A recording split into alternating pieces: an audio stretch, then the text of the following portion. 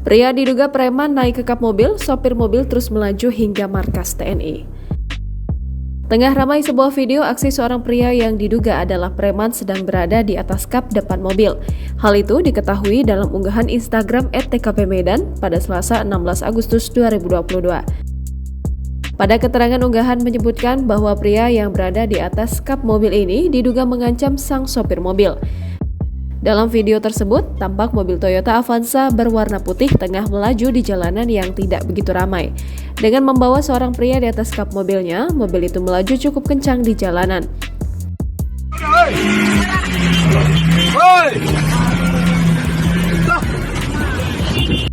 Preman tersebut sempat berteriak-teriak mengancam, namun sopir mobil itu masih terus melaju.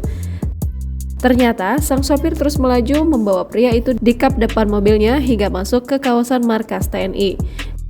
Diketahui pada unggahan pengendara mobil itu merasa terancam dan ketakutan karena adanya selisih paham. Karena merasa terdesak, pengendara mobil pun membawa pria itu ke markas TNI untuk meminta perlindungan dan bisa diselesaikan masalahnya. Kejadian itu pun sempat menarik perhatian warga yang tengah berada di sekitar jalan tersebut. Belum diketahui waktu kejadian pada video rekaman ini, namun diketahui lokasi berada di daerah Rantau Prapat, Labuhan Batu, Medan. Video yang berdurasi 1 menit ini pun kini ramai ditanggapi oleh warganet.